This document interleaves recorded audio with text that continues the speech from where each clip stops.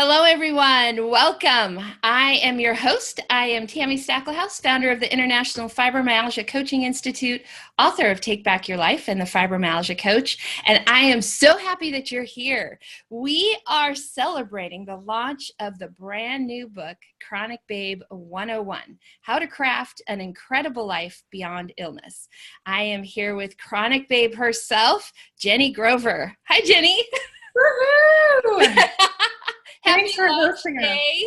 Thank you so much. And I really appreciate you hosting us today. It's so great. Yes, it's so much fun. So for those of you who are listening in, if you haven't gone out and bought your copy yet, I want you to head over to Amazon.com. I will actually post a link here in the chat in a second. I want you to head over to Amazon and purchase it.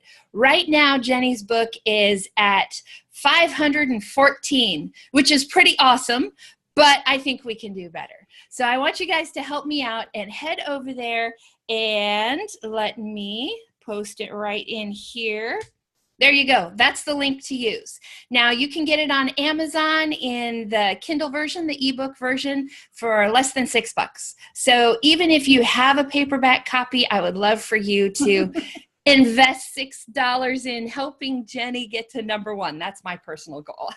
That would be amazing. That would be so amazing. And you know what's really cool today? A bunch of people have told me they bought 2 copies, like one for them and one for their sister, or one for them and one for their mom, or, you know, like, I don't know, random strangers. Actually, someone bought 5 copies and is passing them out at a hospital while she's like visiting a friend.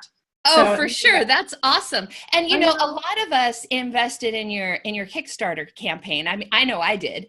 And I am, you know, I like having the paperback. It's easier to share, but I actually read most on my Kindle. So I just went and bought the Kindle version myself today, even though I've got 2 copies sitting right here. Oh, thank you. Yeah, you know, it's funny because I love to read paper books, and it's pretty rare that I read something on my Kindle, actually. So I only have it because I designed it, so I have to check it to make sure it works and everything. So that's why I have it on the Kindle. But I know for a lot of people, it's really handy too, because sometimes it's really hard to lift a book, you know, if your hands are really hurting or you're exhausted. And sometimes it's just easier to like prop a little Kindle on your chest or on your stomach or wherever you are, and you can just kind of read it without having to hold something. So. Yep, exactly. So before we get too much farther, I do have a couple of general housekeeping things I want to mention. So first of all, we are recording this call because we know, you know, chronic babe life means that you might have planned to be on this and then couldn't. And plus, I know there were a few people that just had other commitments. So we are recording this. But so that means everybody's muted except for Jenni and I. And there will be a way for you to submit your questions just by typing in your questions. And then that way we can keep the call quality really clear for the people who are going to watch it later. Mm-hmm. The other thing is we have had over 240 people RSVP for this event. So I expect we'll probably get a lot of questions. So we may not be able to get to yours. And if you want, we can respond to them after the fact. So there is a way for you to submit your questions anonymously, but I would actually encourage you not to, because then Jenni and I can respond to you later. If it's anonymous, we won't know who to reply to if we can't get to your message. So Yeah, for sure. And the good news is, of course, you can find both of us online, Facebook, our websites, all of that, and you'll get all that stuff. Okay. Now, I would like to officially introduce you guys to Jenni. I know that there might be some people on here who know me and don't know Jenni, or know Jenni and don't know me. So I'm actually going to pop up a quick little poll just asking how you heard about this event. There's a lot of options there, maybe from me, maybe from Jenni, maybe you saw a Facebook ad or social media. We would love to just hear how you heard about us. And while you're voting, I'm going to introduce Jenni officially. So Jenni is the founder of ChronicBabe.com, and she draws on her experience with fibromyalgia and other conditions to teach women how to live an incredible life beyond their illness. Not surprisingly, the subtitle of her book, right?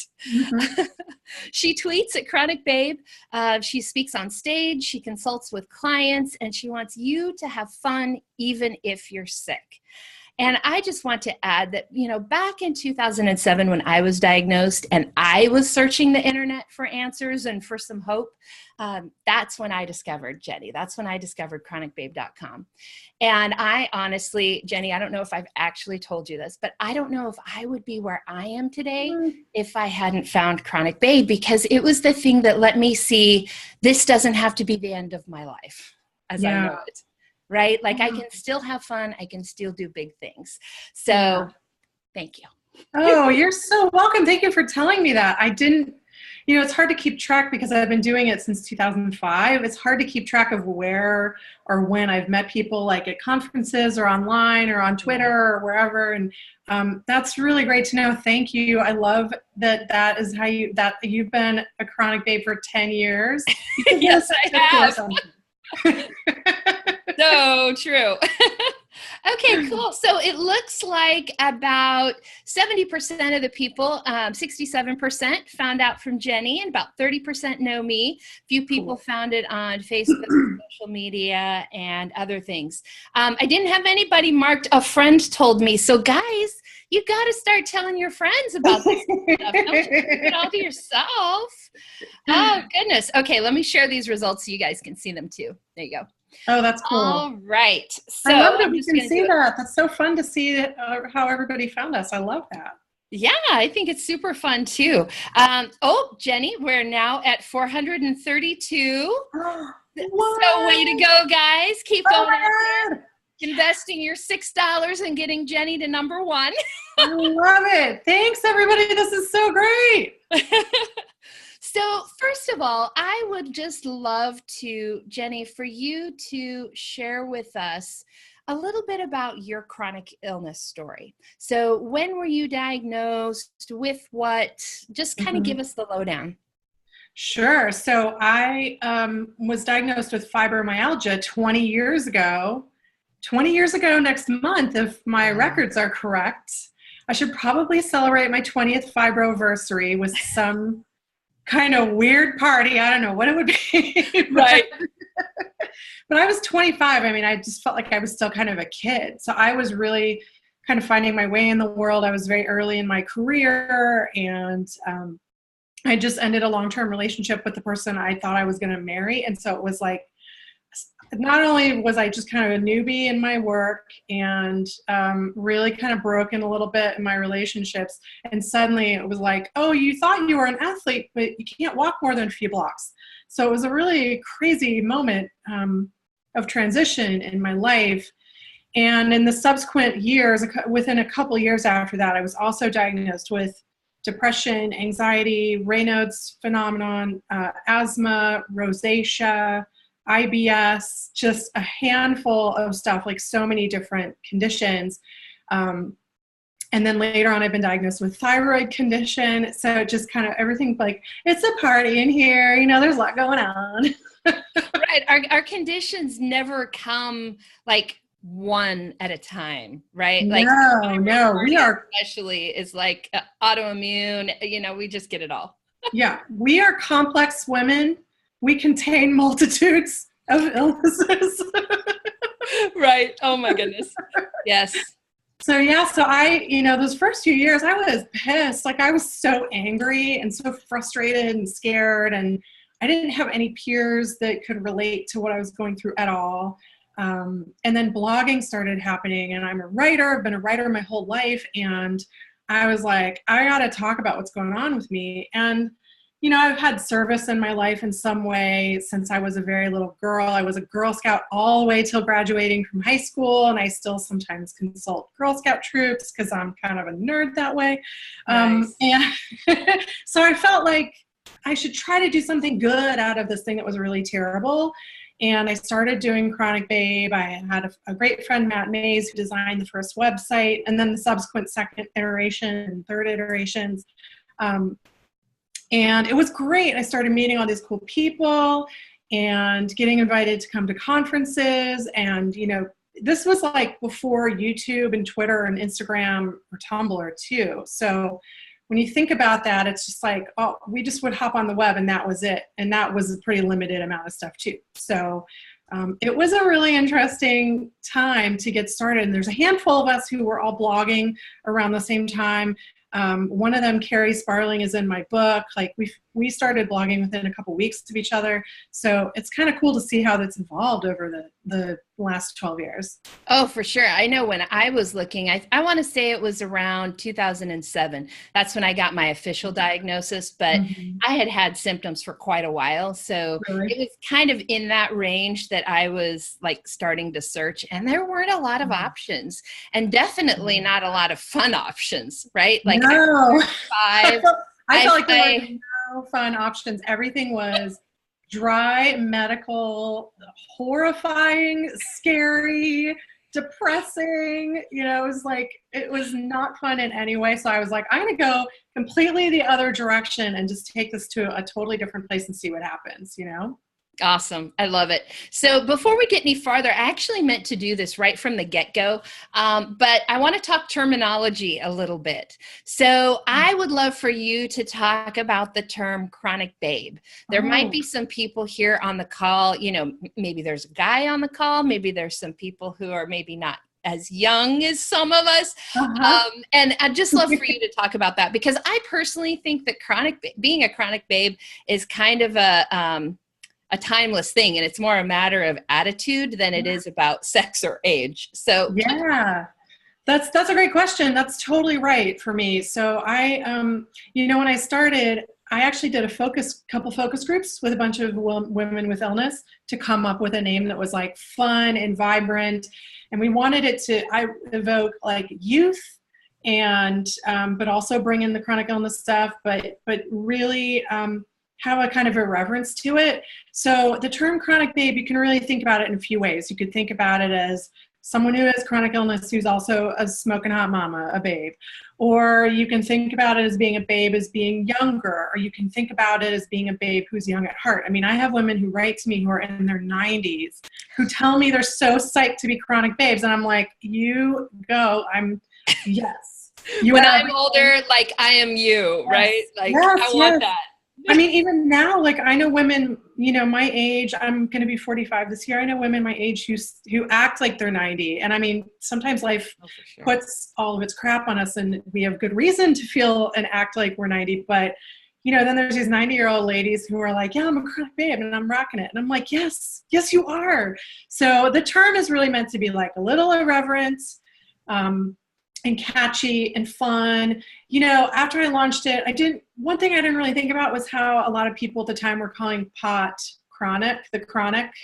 I sound like I'm like an old lady saying the chronic, like, you know, like a school teacher, but people would say that. So I went to a conference a couple of years after I started it, and it was co-located at a hotel in California where there was a professional medical marijuana conference. And people were so, yeah, they were so. That's a different call, everybody. Just so you know, that'll be a different call. Oh yeah, that's a whole different conversation. But they were really excited to meet me because they all thought I was talking about pot, and I was giving away my buttons and stickers to everybody. And I'm like, go ahead, take it, whatever, it's fine. But you know, really, it's about it, like. You're right. Timeless is a great word. It's really an attitude. It's a decision that you make. And you can even think of it as like chronically babelicious. Like you are just always going to be a babe no matter what. I love that definition. I'll take that. If you think about it that way, it's like, it's really empowering, you know? Yeah. It is. So the next poll I'm going to put up for you guys is Jenni and I would love to know if you are the person dealing with a chronic illness, or if you're a caregiver, a friend, or a family member, or if you're someone like Jenni and I who also kind of serve as a provider. We're not doctors, but we definitely work to help people who are suffering from chronic illnesses. So we've used that term chronic babe. Are you a chronic babe? Are you a caregiver to a chronic babe, friend, family member, healthcare provider? So I'll pop that up there and we'll give that a few minutes. Well, Jenni talks a little bit more about her journey, and then I'll give you those results. Cool. Yeah, no, I'm really excited to see that. As I was creating the book, I started interviewing all these caregivers, and it was pretty interesting to realize how many of us, either we have aging parents, or we have other family members who get ill, or we have kids who have chronic illness, or we marry someone, or we partner with someone who has chronic illness. So a lot of us wear a lot of hats. And yeah, I don't consider myself a healthcare provider, but I am a support provider for a lot of people. And I do know a lot about healthcare. So I do kind of wear that hat, but maybe like at a jaunty angle. Do you know what I mean? Yes, I totally agree with that. Sometimes I go to conferences and I'm like, which box do I check? I don't know. Yeah, just scrub down the list with a big marker. It's like, all of them. Right, exactly. So it looks like people are still voting, but so far, everybody who's answered is a chronic babe. A few of them, as we talked about, wear extra hats, being a caregiver, a friend, a family member, or even a few providers are on, which is awesome. So that's great. I love it. Yeah. I love it. So what has helped you most on your journey? Oh my goodness. Well, I mean, I think there's a couple things that have really helped me. One is having a great team. And I talk about this a lot in the book. I have a whole lesson on it, actually, because I think of my team as a much broader collection of people than just my immediate family or my best friend. I mean, they're definitely on Team Jenni, but I think of all these other people being on Team Jenni too, like my mailman, Mr. Lovelady. He's amazing. He sometimes sings while he delivers the mail. And we have actually duetted before, which is pretty fun. When you're oh my gosh, that's awesome. Yeah, it's like he's awesome. He still brings me mail that's like misdelivered to an old address 3.5 years later. I mean, he's just a cool guy. He's totally on Team Jenni. I don't think he really gets what I do, but whatever. It's fine. So the team is really important, and not just having a team, but like actively building that team. So doing things like making sure that even on flare-up days, if I reach out to people, I ask them how they are. How it's tempting if you're in a flare-up and you're lying on the bed or couch and you just feel like crap and you feel lonely. It may be tempting to just like vent all the time. And I've made a real concerted effort to be like, hey, I'm home and I feel like crud, but how are you? And having like a two-way conversation with people, So building Team Jenni has been really essential. And then I would say also, to some degree, my spiritual journey has been extremely helpful. I study Buddhism and I try to practice it in my day-to-day life. And a big part of that is acceptance and working with the fact that what I have is chronic. It's not going anywhere. And that has been extremely helpful to me. So I always encourage people, no matter what their faith is or their spiritual path or source of inspiration, to remember that's like such an effective tool in your toolbox. Absolutely. Yeah. And, a lot of the things that you talk about are the same things that I talk about. They're the same things that I teach. And I think it's because they're so universal and they're so foundational, I think, really being able to live your best life. So let's move on now and talk about your book, because that's kind of the whole theme of your book there, right? How to craft incredible life beyond illness. So tell us a little bit about why you wanted to write the book and what your inspiration was. We'll talk about the journey itself in a second, but just in general, why this book and why you? Oh, well, I am a lifelong writer. Like the first career I could ever tell anybody I wanted to have was to be a writer. And I've been a journalist since I was 16. I had my first newspaper article published. And I really have wanted to help people with my work, and putting my work into a book was a really exciting way to share my experience with people and really help them and put it in their hands, like physically put it in their hands, which is just a very different thing. And I mean, I'm very into new media. I love being a blogger. I love being on social media. I love doing all that stuff. But there's a part of me that has this very traditional feeling that it's such a beautiful thing to just hold a book in your hand, or even if it's a Kindle on an iPad or whatever device you have.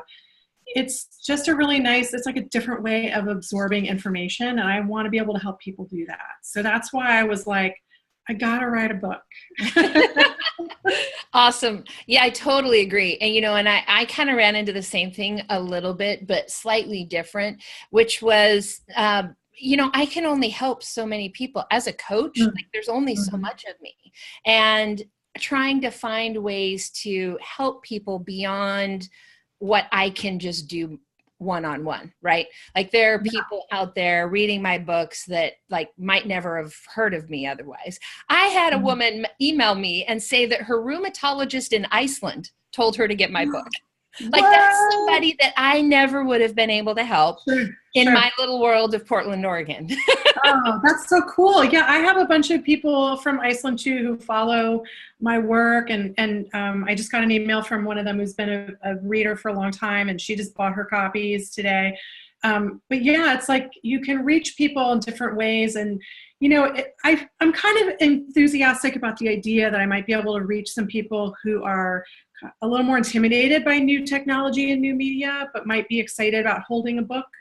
Right.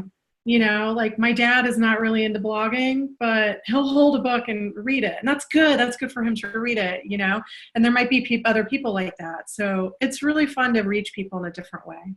Awesome. So you ready to show us the book? Oh, we want to see the book. And tell us too what's special about your book, because it's a little bit different than your average book out there. There's some, kind of like Jenni, a little bit different than your average. Yeah, different than your average bear, not your average bear. That's true. Yeah. So, well, here's the book. Let me scooch back. The sun is moving in my room. Oh my God! Suddenly, I may have to hold up this box to like block the sunlight. I was a little worried this might happen, but I'm going to do my best with it. So this is the book. Maybe I'll just hold the book up like this. No, that's perfect. And the book is full of, it's packed with all kinds of information. The main thing is that it has 10 key lessons. So there's different lessons on all different kinds of stuff. And it's not just, I'm going to tilt on an angle here, actually, so I can get a little less sun on my face. Sorry about that. Our house is a little bit of a mess right now because I've been working nonstop, so I couldn't do this in my office today, but I think I just saved the picture. Does that look okay? It's not too bad? Yeah, you're good. Okay, you're good. And this is a perfect, ChronicBabe lesson, right? Make it work. Have to be flexible. Yeah. This is a make it work moment. I may have to rotate like a couple more times. We'll just see what Listen, this is like how my whole journey has gone with chronic illness and with this book, for real. But the book, I wanted to make it super fun looking. So you'll see, obviously, the cover is like really graphic and cute and illustrated. And then on the inside, like we hand lettered all of the chapter titles. So you can see the syllabus, and it's a school theme, as it would be for like if you're going to college, you take biology 101 or whatever. So instead of, I saw you had pop quizzes in there, which was super fun. That's right. There's pop quizzes. We have interviews with all kinds of awesome people, and they are your pep squad. They're not like just guest experts. So it's full of pop quizzes. There's homework assignments. They're real easy, so don't worry about it. It's okay. Also, I'm not going to grade you, so you're good to go. But there are, I'm trying to find one that's like a good example, but there are little homework assignments at the end of each lesson. One of the ones that I read this morning was like writing down 10 good things about yourself. Right? Yeah, like sometimes people forget that they can do that they can celebrate who they are and be excited about the things that make them unique. And, we tend to forget and feel like we're just a sick person and a professional patient. And, we're a heck of a lot more than that. So, but yeah, so I tried to make it really cute because I really wanted everybody to feel enthused and excited. and or at least like supported in a fun and different kind of way. And also, so many healthcare books are so boring, and I just didn't want it to be boring. Oh, for Not sure. that, you know, you can have a really simple design and be fascinating. I felt like I needed that extra oomph to be, you know. You've always been very colorful, so I think if we got like a normal looking book from you, we'd be like, what happened to Jenni? Seriously, you'd be like, Jenni has been taken over. There's invasion of the Jenni snatchers. Yeah. Right. So a couple fun things about your book.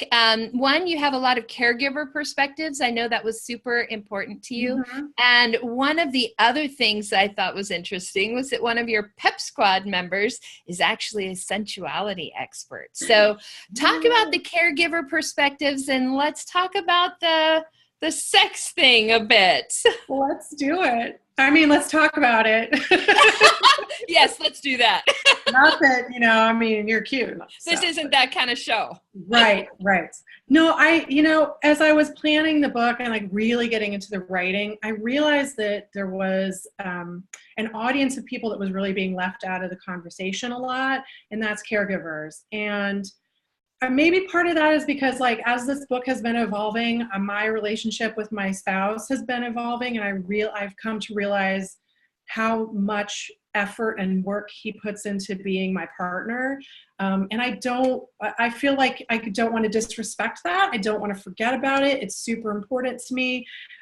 He makes so many things possible for me. I make lots of things possible for him too, but you know, I think it was important to have that voice. I think important for us as chronic babes to understand those perspectives. So some of the stories in here are pretty moving and pretty intense, and they're real and they're raw. And I think that's important because I think it's essential for us to understand that, you know, our caregivers love us and they may not always say it. And it's not that we need to feel guilty about it, but they make sacrifices on our behalf sometimes. And they go through all kinds of emotional challenges. I mean, they're living through the illness too. Right. They don't have the illness, but they get all these effects of it. And it's to ignore that is to ignore this huge part of the equation. So that was really important to me. So I interviewed a lot of different kinds of caregivers, husbands and wives and parents and friends. And then, the Pep Squad is like, we have a couple of psychologists, a fellow blogger who I mentioned, Carrie Sparling, who has diabetes and has been doing this work for a really long time, advocacy work. And then a sensuality expert, Evian Whitney, who writes at Sex, Love, Liberation. And she is fantastic. And she talked a lot about how we can kind of get back in touch with our bodies and our sensual side, which I think is really important because when we're sick all the time, we spend a lot of energy thinking about how much we hate our bodies or how uncomfortable we are or how we don't like their appearance, like our appearance changes. We go through all these uncomfortable sensations, and sometimes we forget how to actually still enjoy all the good feelings we can have. So I loved her perspective because she really talked a lot about how, you know, we all come from an act of love. We all come from a sensual experience. That's how human beings are created. And so that's a very natural thing for us to still embrace that. And I know it's a challenging thing for some people to talk about. I'm getting better at talking about it. It's not always been easy for me to talk about too. I get kind of shy. You may not believe that, but I do get kind of shy. So it's really fun to have those kinds of perspectives. And I also felt like that is pretty unconventional for a book to work on chronic illness and talk about coping, to dive into that kind of stuff is not typical. I haven't really seen a lot of that. So I really wanted to, bring that into the equation. And I think those two things really go quite often hand in hand. Not necessarily your relationships with everybody, but especially the relationships with your spouse, your lover, let's use that term, whoever it is that you're having sex with. Yeah. Your illness, it affects that whole relationship. And part of that relationship is your sex life, right? That's right. And whether it's like, you have to do things different, whether it's taking advantage of the times that you feel good or have enough energy, or literally changing how you do it. Like, let's try a different position kind of a thing. I have some really interesting pillows. I think I know the kind you're talking about. Yeah, sometimes you need a prop. Sometimes you need a little help getting into certain positions, or you need to practice using toys, or a different lube, or a different time of day, or whatever. Or maybe you need to practice going solo so you can get back in touch with what works. I mean, a lot of us take medications that change our ability to orgasm or change how we feel and sense things too. So it's hard because it's sometimes challenging for people to feel like they can ask their doctors these intimate questions, but we gotta ask, ladies. It's really, really important. This is such a great, and orgasm is a great natural pain reliever. So I just don't want to take that off the table. I want that to be an option for people as much as possible. That's right. That's right. And, another thing I learned from a friend of mine a long time ago was just the value of skin time. So even like, for instance, if you've had a relationship, maybe you and your husband, maybe it's hurt to have sex, or maybe it even just hurts to be touched. Sometimes like the expectation of sex can make it really difficult. So maybe just trying out with just skin time, like literal, we're naked. We're not necessarily going to have sex, but we're going to just like be together. And there's literal medical benefits of that. Like, that's right. Is awesome. Your body produces serotonin and all these other great, biochemicals that make you feel better. And it's really about intimacy. And actually, I feel like that plays into a lot of the things that I write about in the book about relationships. Is we're trying to create connections with people, meaningful connections that benefit both people. And a lot of that is about intimacy, and that includes physical contact sometimes. I mean, maybe you're not a person who needs that. Some people really don't, and that's fine. But a lot of us do need it. And, I'm a really physical person. When I meet a person, I often hug them. I have learned to sometimes ask people if that's okay, because some people really hate it. And I don't want to be like, hi. Right. But I mean, that intimacy, that connection that we build with people, it's about trust. It's about connection. It's sometimes about a physical connection. And sometimes just even sitting on the couch holding hands with your honey can make you feel so much better after a really terrible day. And we should keep that as an option, Absolutely. And I did just do a quick poll, Jenni. I don't know if you saw it, but asking, moving along. We're going to get a 360 of Jenni's room here. I'm so sorry. I did not think that this would happen at all. It's totally fine. In Chicago. I don't know what's happening in my house. I'm going to have to take it out on the porch or something. I don't know what we're So we've had 68% of the people said that relationships is actually the lesson they're looking forward to the most. Like that one is the one that came out ahead. Most people marked all of them, but that was the one that came out ahead. So I think that you are 100% right, that was cool. Something to include. Another question we want to ask you guys is what your reading format preference is. So I'm going to pop that up there. We're just kind of curious, like how are you going to be reading ChronicBabe 101? So I'll pop that up there. Yeah. Cool. Yeah, and to that relationship angle too, I want to mention that pretty much every lesson of the book has a component of relationship to it. Because, I mean, that is the core. That was like the first thing I mentioned when you said what's helped me on my journey, and I said team. It's the first thing is relationships. So absolutely. Yeah. So before we move on to like the journey of this book, because I think there's a lot of juicy things there, and a lot of people I think are interested in the literal aspect. And we actually had a question come in about writing a book. With an illness. So we'll get to that. But before we do, I would love for you to talk about all the extra goodies that are coming with the book. And so I'm actually going to do, while you're talking, I'm going to pop up a screen share of the website that goes with the book. So go ahead and tell us about it, and I'll pop up the That's so fun. I'm glad you're able to do that. Thanks. Yeah. So I worked with my graphic designer. Her name is Elise Ruriani. She is super talented. And she is the one who came up with the new logo for the book and did the whole graphic design on the inside. And then we worked with her and my husband, Joe, who is a web developer and software developer, and we created a website.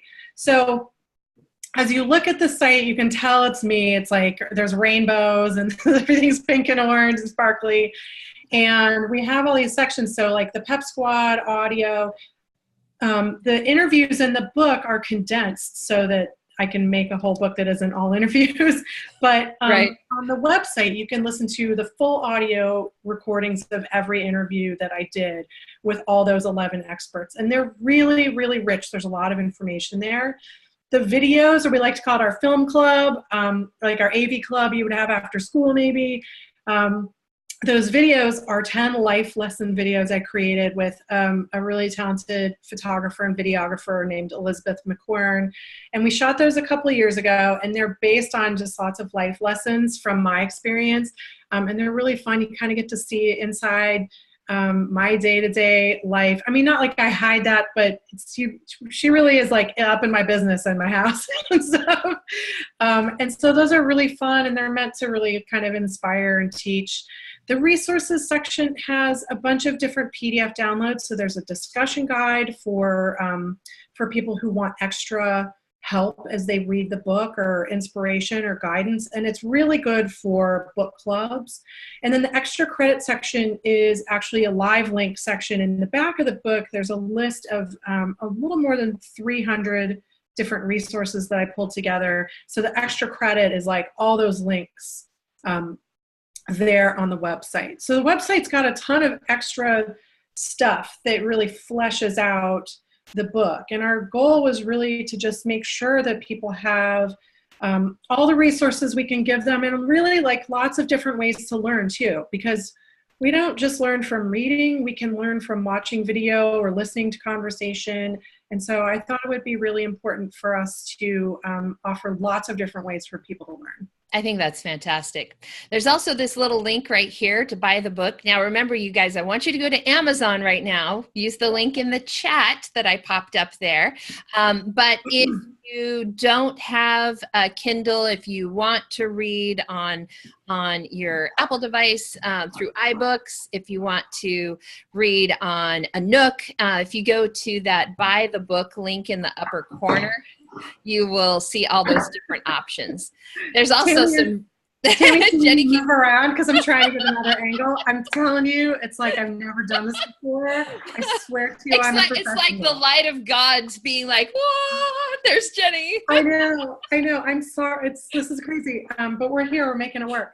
Yep. Yeah. There's also lots of goodies, and I can show those and hold those up too. But I'll switch back to video so people can actually see you hold them up. Go ahead. Yeah. So I wanted to have all these like extra things. So first of all, I'm kind of in love with these little awareness bracelets, and I wear them all the time. I have my US Pain Foundation one, and I have my ChronicBabe one, and I have this one that's for actually suicide awareness, which my family's been impacted by. And so I wanted to make cute ChronicBabe ones, and my designer Elise hand lettered them, so they're very graphic. So amazing. And they're pink and orange because pink and orange. Seriously, the sunlight. And then she also made stickers, which are really cute and fun. And they're vinyl stickers, which means they're really tough. So I put a couple on my water bottle that I take to the gym every day. And it is very much, they're holding up. So that's a beautiful thing. And we also have these cute buttons. The buttons are so adorable. I love those. Actually, when I hold them up, they like my eyeballs. But yeah, they're really fun. They're just 1-inch buttons, so they're fun to wear. And then, for a few people, I made these bookmarks. So they're hand sewn. You probably saw earlier that this is actually my quilt design wall because I love to do quilting. So I do a lot of sewing. So making these like fabric bookmarks was a really fun bonus thing. So there's a lot of goodies.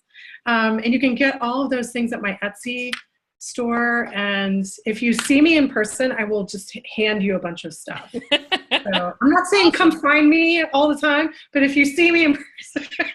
That's right. And as I mentioned at the beginning, one person is going to win a gift pack of all of our books, and it includes a cute little baggie of stickers and the bracelet and some of the buttons. So super fun. Yes. So the journey getting here. It was intense. I'm not going to lie. It was intense. I started this project and I thought like, oh, I'll just totally write this book. Like, no big deal. I'm a writer. And no, it's a big deal. It's a super big deal. It's really hard. Yeah. Yeah. And I do want to point out that, there are lots of ways to do this, right? Just like living with a chronic illness, there's no one right way. I wrote my book very differently than Jenni. My last book I wrote over a long weekend. No kidding. I seriously did. I find that completely amazing. I don't know how you did it. It's just not how my brain works, but everybody's different. And you're right. There are so many ways to do it, and people should be open to embracing whatever way works for them. So for me, apparently I needed a few years of like hard labor. But I mean, it was really, it's a labor of love. It's something I really enjoyed doing. For the most part, there were a few days where I was just like, come on, this is so hard. And, I went through some times where, like, for example, I got pretty far into the draft and was working on some things, and we had some technical issues that kind of halted the project for a while, and I got going again. And then I got, last year, the best way to say this is my insurance company removed access to my medication. So, and so for the first 4 months of 2016, I was not able to take the meds that I take for fibromyalgia, and I was completely disabled. I could not do anything. So that was really hard. That was really, really hard. And I really wanted to keep the project going. And it was like all I could do to kind of keep up with answering email. That was it, so it was really a hard time. So the project has definitely taken some flexibility and has taught me a lot about the fact that you may want something and you think it's going to look one way and it ends up looking another way. And also just that sometimes you really have to push through. I don't usually recommend just pushing through generally on everything, but there's been an aspect of this project where I've really needed to kind of push myself super hard at the end to finish it. And it's actually turned out to be the best thing that I could do, because having a few months of dedicated time just cranking away on it, I mean, having all these extra components added some complications, so it made it a little harder to, it's like, it wasn't just the book, it's the website and the audio and the video. Oh, for sure. I could write a book in the 3 days, but like doing all of this other stuff that you created, like my book doesn't come with all that. Yeah. I mean, the next book I do will probably not come with all that. I mean, who knows? Maybe it'll be like when you have a surgery and then a year later you forget how much it hurt. Like maybe I'll just be like, let's do it all again. I think my team will be like, hold up, let's think this through. Exactly. Oh my goodness. Yeah. So,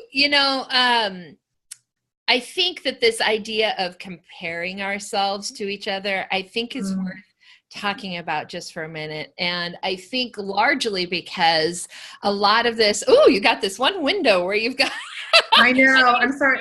The other way, and it's sun on the other side too. I'm gonna see if I can't switch around again. So everybody, bear with me for a second because I'm gonna rotate again. I'll talk, and then the camera will be on me, and you can move around.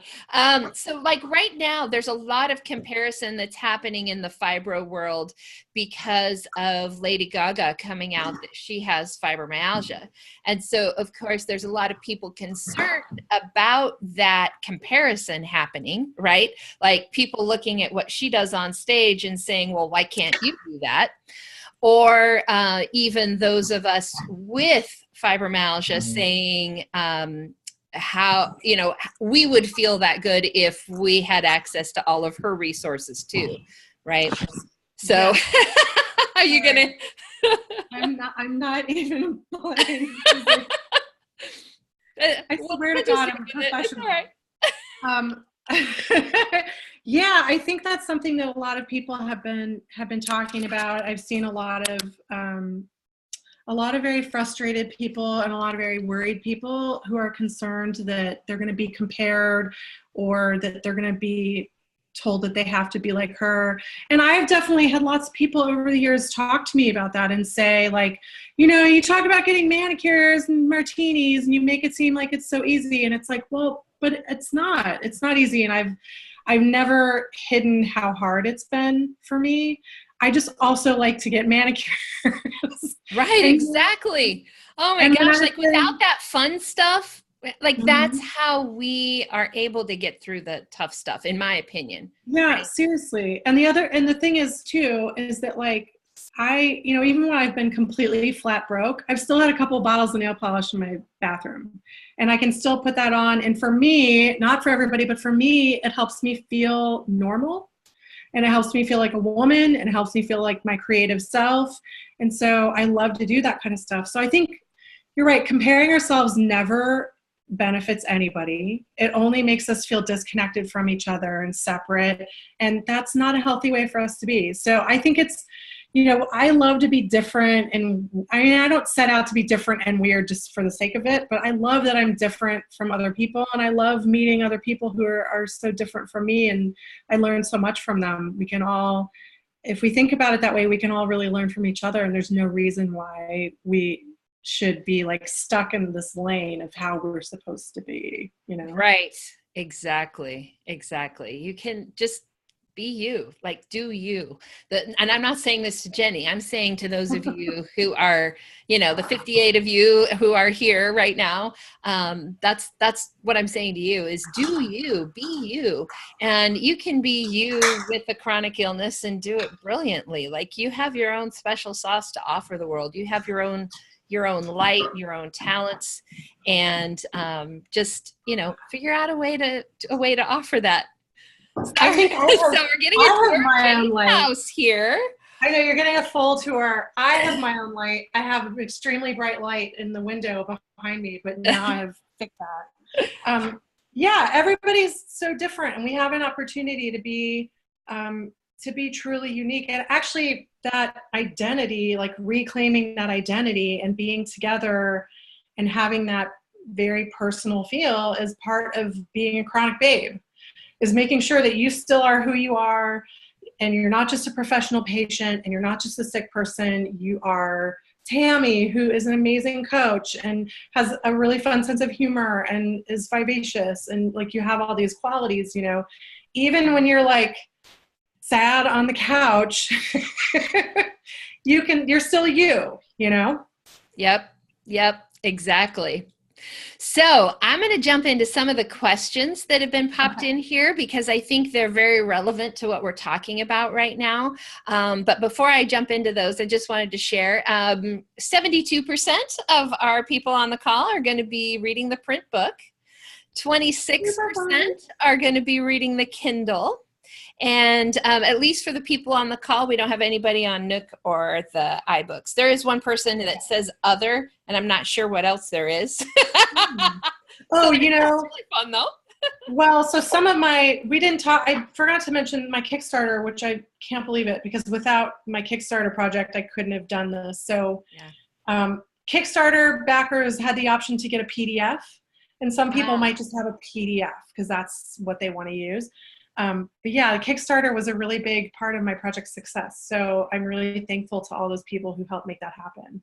Oh, and it was so much fun being part of your Kickstarter campaign and to I don't know, I have a little bit of ownership of, just the birth of that book was super fun. Yeah. Oh, good. Well, I mean, you helped make it happen. I had almost 600 backers. So to have that kind of support was incredible and essential. I couldn't have done it without everybody. It really made such a huge difference. And again, it goes back to that idea of team. I had all those people rooting for me. I only had one person who was irritated when the delays were happening and made it very clear. And I was like, well, sorry. What can I do? I can't change it. I'm doing my best over here. I mean, almost everybody, just that one person, everybody was so supportive and so awesome about it. And that's just another great reminder that even when things don't go our way, if we are surrounded by the good people, we can push through and make a beautiful thing. Yeah. Awesome. All right. So I'm going to pop our last poll up here, and it is, do you want to write a book? And one of the options on here is, no, I don't want to write a book, but I have another big dream I want to accomplish. And so that's actually where we're going to jump in with the questions. Angela has asked, I'm thinking of setting up a business. You two are very inspirational. What tips and resources do you have to share for chronic babes who are interested in setting up their own business, becoming entrepreneurs, self-employed? And that question, one of the things that I would say is get my book, The Fibromyalgia Coach. Yes. It actually gives 8 questions to ask to help you really know what it is that you need in a career, so that you aren't saying, oh, I want to be a VA and then realize that I can only work 20 minutes on my computer before I'm in a flare-up, right?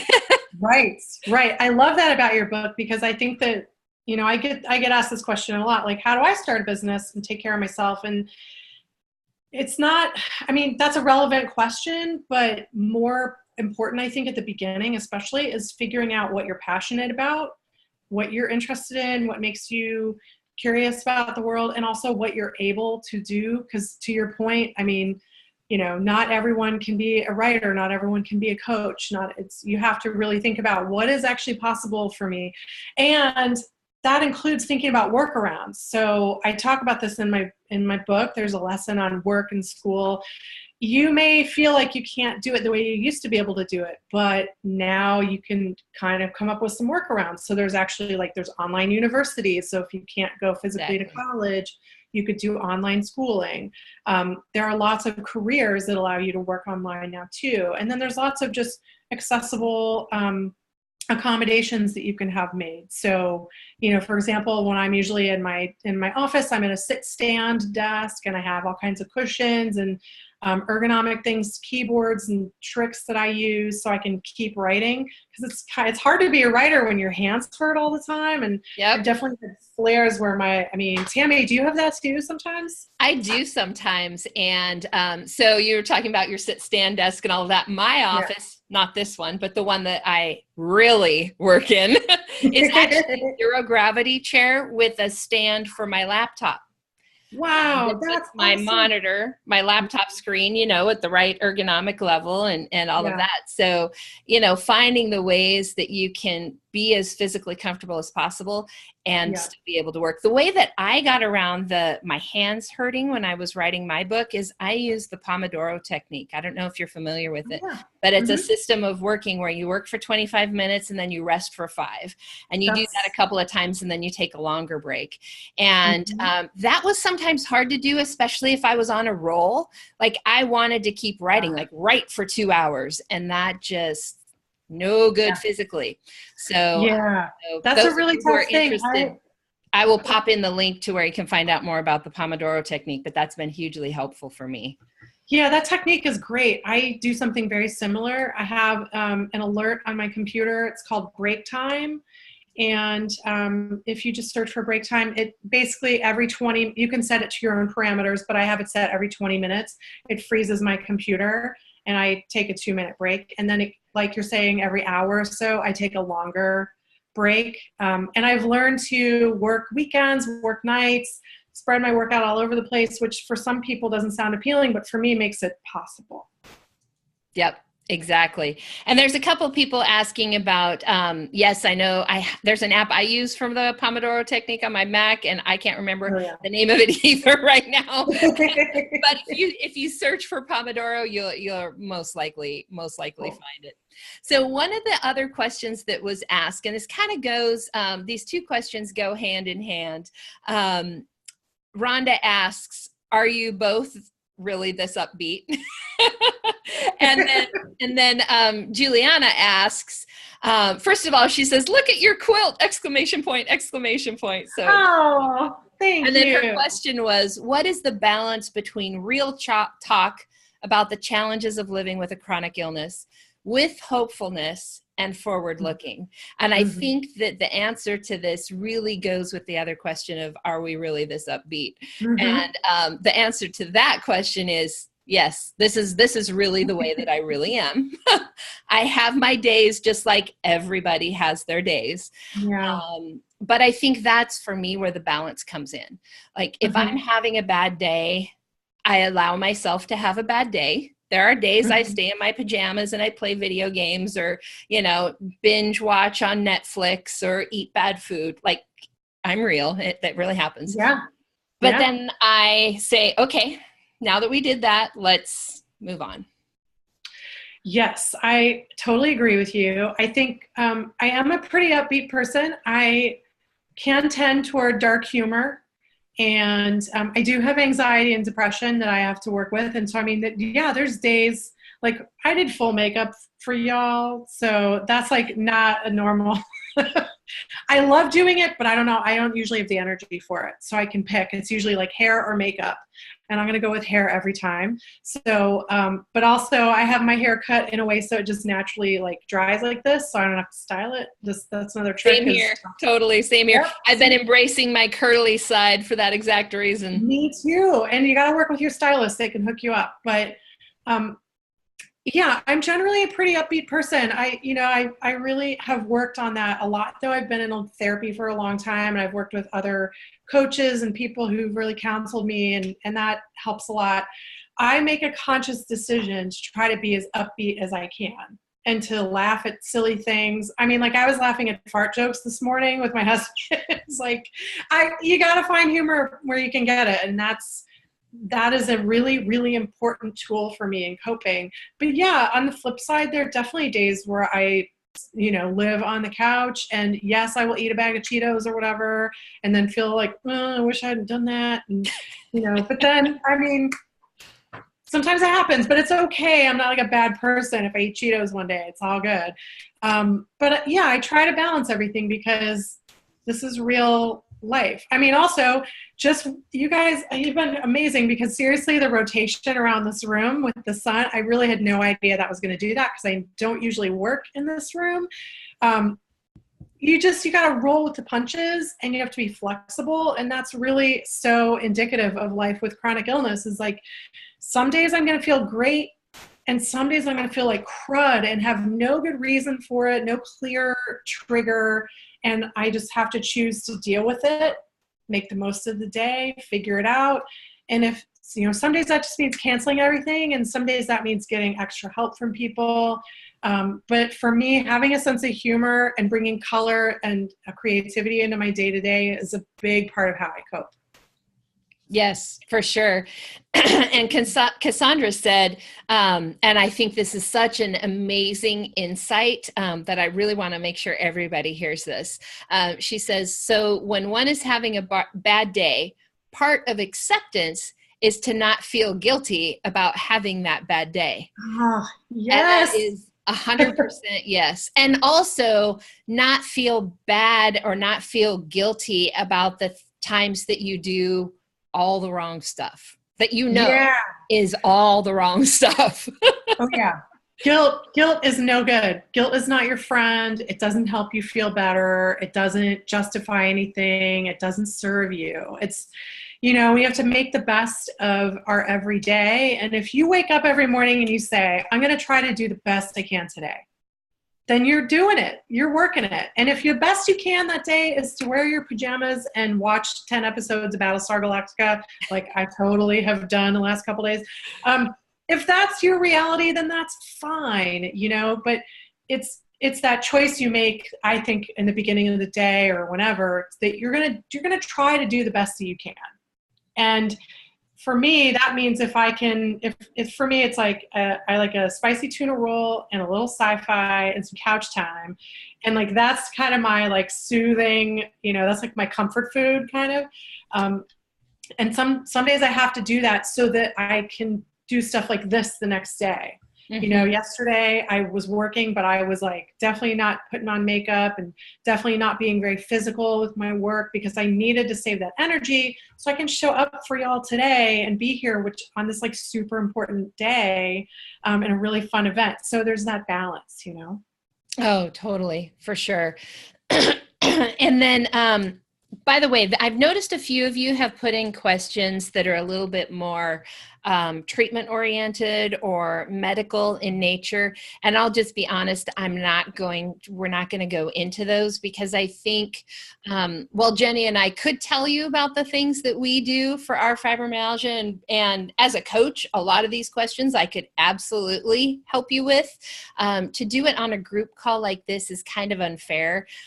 Just like your doctor, like I really need to have a conversation with you to know more about your situation before I could maybe give you suggestions on things for you to try. So I just want to acknowledge that and just let you know. For those of you who have submitted those questions, I will see if there's a way I can respond to you afterwards. I'm hoping that I can link who asked the question with the emails for the people who registered and that we can make that happen. But if not, feel free to, there'll be an email you get after this call. Feel free to just reply to that email with that question and we can kind of go from there. Yeah, thanks for mentioning that, Tami, because I try really hard to not talk about treatment specific stuff because I'm not a health professional and we're also different that what works for me may do damage to somebody else, you know? So besides the Battlestar Galactica and the spicy tuna roll, even the spicy tuna roll may not be good for you. Yes. There's a few things we can universally recommend. Let's see, Epsom salt baths or one of those. Sure, definitely. Right? So, definitely. Soak it up. All right. So let me just check through. Oh, one of the questions, Jenni, was about, we actually have someone on the call from Australia, which is awesome. I think it's like 8 o'clock in the morning in Australia or something like that right now. But she is wondering if any of those resources are international and how she can maybe get her hands on a physical copy. And then she's also asking about the Kindle version, if it will be as colorful and as fun. That is a great question. So the Kindle version looks just like this. If you have the Kindle, like an actual Kindle reader that's an older one, it will be in black and white. The cover won't be in color. So you may just have to pop over to ChronicBabe101.com and look at the color cover for a second and then come back. But I worked with a designer to make sure that our ebook formats look just like the book inside. So all the same graphics, all the same cute illustrations and hand lettering, all of that is in the Kindle and Nook and iBook formats. So I wanted to make sure you get the same experience because I know a lot of people I talk to felt like they could not afford to buy a print book. And so I wanted to make sure that if the Kindle or other ebook format was affordable for them, that they get the same experience. That's super important to me. In terms of getting a copy of it in Australia, I actually don't know if Amazon will do print copies to Australia, but I can send you a print copy to Australia. So if you want to send me a direct email, you are certainly welcome to do that. My email is jenni@chronicbabe.com. That's JENNI @chronicbabe.com.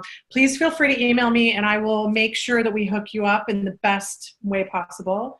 And also a lot of the resources are international. It might be hard to flip to it in the book, but especially in the section on work and school, I have a whole section on accommodations. And so I specifically go through Canada, the UK, Australia, Europe. It's important to me. 25% of my readers, at the least, the ones I know about anyway, are not in the United States. So the resources I refer to, I try very hard to hit all the different countries or to really focus on resources that are very universal. And that's a big priority for me because I love y'all wherever you are. That's right. That's right. So we are actually just beyond 3 o'clock. So thanks you guys for hanging in there with us. We went a little bit over. So I would like to, at this point, just kind of wrap up. I know there's a few questions. We will definitely do what we can to get back to you guys on those by email. So to get Jenni's book, right now, we want you to go to Amazon. I put the link in the chat. If you want to share that link with other friends, family on your social media, that would be awesome. Jenni's still, let me refresh my page here. She's still hanging in around 432. So we want to get that, we want to bump that up. You can also just go to Amazon and type in ChronicBabe, like there's only one ChronicBabe. You'll find the book. Yeah, it is the only one. And grab it there. Awesome. And like I said, it's like $5.50. So it's very inexpensive. The paperback is just under 20. It's like $19.99. And then we are going to do a drawing for someone to win that fun package. And it's going to have, let me pull up the goodies here. And by the way, Jenni, I was going to try to like list, make little strips to actually draw. Yeah. 240 people. I did not get to that. So no. I want you, Jenni, to think of a number between, because I printed out I have on my screen the list, a number between 267 and 1.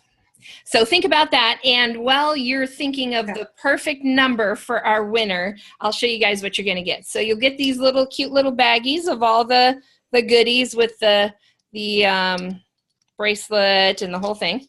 You'll get my book that we talked about, The Fibromyalgia Coach. And I want you guys to know there are only 10 printed copies of this book in the world right now, because it technically doesn't come out until March. Oh my God, that's awesome. One of you is going to get that awesome book. You'll get a copy of my first book, Take Back Your Life. And of course, the book of the hour, ChronicBabe 101, with all those goodies in it, all the stuff. So, do you have your magic number? I do. My magic number is 99. All right. Let me see who is number 99 on the list. Who's number 99? It's my lucky number. Number 99, and I don't know if she's even on the call, is Darcy. And so we're going to email you, Darcy, because there might be more than one on this list. We'll email you and get your email address. We will also, Jenni, I would love for you to just give me a couple other numbers in case for some reason we don't hear back from Darcy.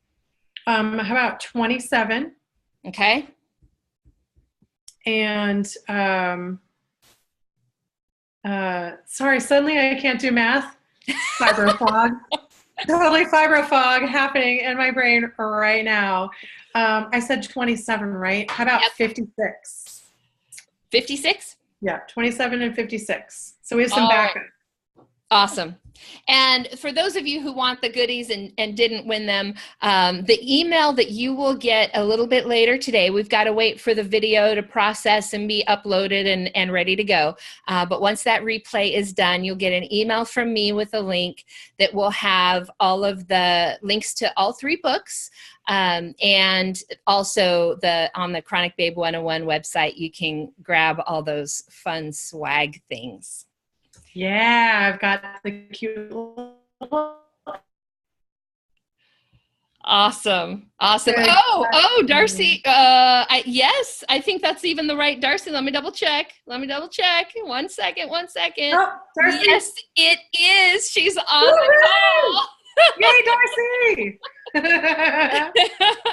I mean, awesome. Yay, everyone, but really, yay, Darcy. That's so great.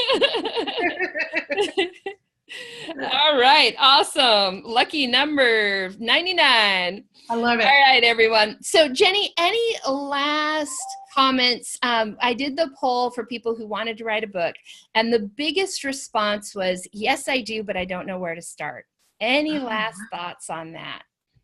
to start writing a book, I think the biggest thing is you just have to start writing every day. Some of my favorite authors, in fact, one of my favorite authors, Stephen King, has an incredible book called On Writing, which talks all about his writing process. I actually reread it every couple of years because I find it so informative and inspiring, and there's stuff to get from it every time. And one of the things that he says, and Anne Lamott, she's another favorite writer of mine, she says the same thing, is you have to just get it out. So a lot of us, when it's like we're waiting for creative inspiration, we're waiting for perfection, we're waiting for the muse to show up. No, we have to bring it. So we can't wait for that inspiration. We can't wait for the perfect moment.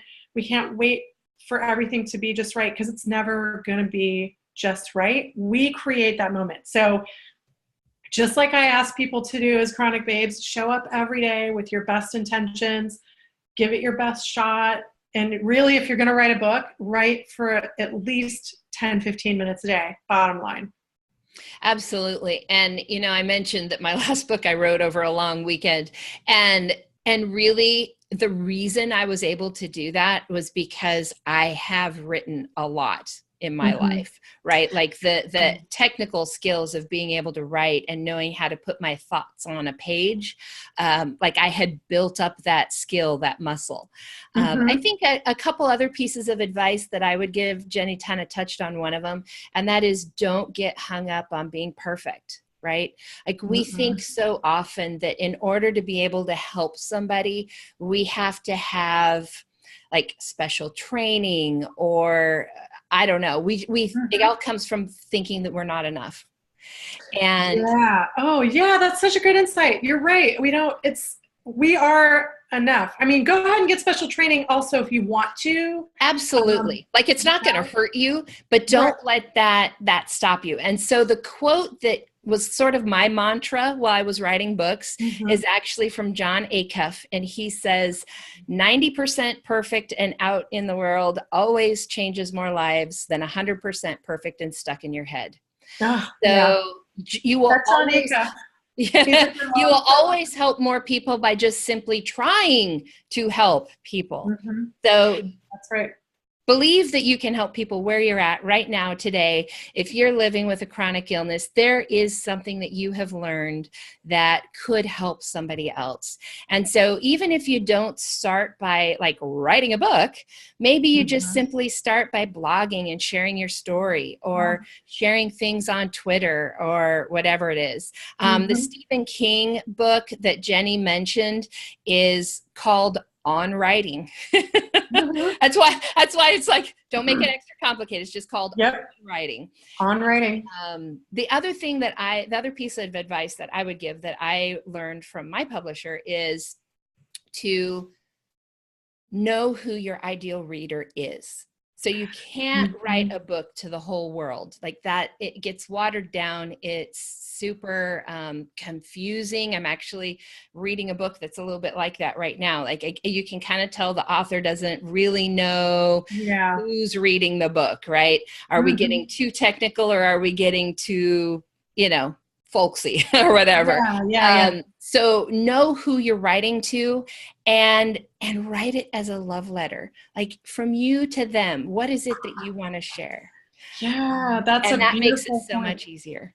I'm so with you, Tami. It's, I won't say the name of the person, but I have a name of a person I have in my mind who I picture when I'm writing anything for Chronic Babe, and I know what her apartment looks like. I know the name of her cat. I mean, I have like a whole complete person in my mind who really embodies a lot of the kinds of people I have worked with over the years. And it really, it helps me be very focused. It helps me stay in that voice that I want. It's the voice that I need to hear, right? Like I need to hear somebody be really upbeat and be a cheerleader, but be very real. And so that's the voice I'm trying to channel for my audience. And I feel like it resonates. It's resonated for 12 years, so I'm trying to keep it going in new and different ways. But yeah, I think you're right. That authenticity is so important. Awesome. Awesome. So just a couple of last quick detail questions people are asking before we sign off. Someone is on the call from Canada. She just looked on Kindle in Canada and it doesn't show the book. That sometimes, usually if you publish on one, like Amazon US, eventually it'll be on Canada. Sometimes I think there can be a delay. You also have to make sure that you use the proper link. Like if I were to give you the link to my book on the US site and you go click on that link, it'll tell you you can't do it because you're in Canada. So make sure that you go to your, Amazon.ca or whatever it is for your country. And for sure, because I want to mention that I know somebody who bought it. Actually, 2 people have purchased it for Kindle today through Canada and through Amazon in Canada. So I will see if I can find that link. And again, if you're really not finding it, shoot me an email. It's Jenni, Jenni @chronicbabe.com, and I will totally find out exactly the link for you and give it to you, because I definitely know that it's available. Right. And then Juliana also mentioned that if you are searching on Amazon, make sure that you're typing ChronicBabe as one word. As one word, words. Yeah. Yep. Yep. If you type it in 2 words to get other stuff. It's not, not nearly as fun as you're looking for. So somebody also asked where to get my books. You can also find them on Amazon. But I'm actually, this is my freebie gift to everyone who's on this call. When you get that email, you will also get links. You can grab the PDF versions of my books for free. So you guys can have those. That's so great, Tami. That's so awesome. Yes. So both of them you'll be able to get. But you can also find me on Amazon as well. You can either search for the name of the book, Take Back Your Life, or the Fibromyalgia Coach, or you can just search my name, Tami. It's 1 M and an I, Stackelhouse, and you'll find it there. Cool. All right, you guys, thank you so much for being here. Jenni, it's such a blast partying with you today. Fun. I kind of don't want to end, but I know. Especially like I love talking with you. I feel like it's super fun, especially when we know each other online like this for so long. It's nice to actually like have a richer, longer conversation. And I see that so many people have stayed on the webinar for the whole time, and it's so great to be able to share with you guys and just be real with you and hopefully help you on this journey. It's super fun. So thank you so much, Tami, for hosting this today. You are so welcome. It has been a blast. And we're at 411. So keep going, guys. What? That's awesome. I love it. I love it. All right, you guys, watch for that email. It should come. It'll probably not be immediate. It'll probably be in the next, I don't know, hour or 2 to get it up there and get everything out to you guys. If you have any trouble at all, you can totally find Jenni and I online. Just look for ChronicBabe on Facebook or Twitter or any of, like, that's where she is. My stuff is all under Fibro Coach. So like if you're on Facebook, if you go facebook.com/Fibro Coach, you'll find me. Also type in my name. You can find me that way too. Yeah. Awesome. All right, you guys. Thanks everyone for being here, and love to you all. Bye. Bye. Bye.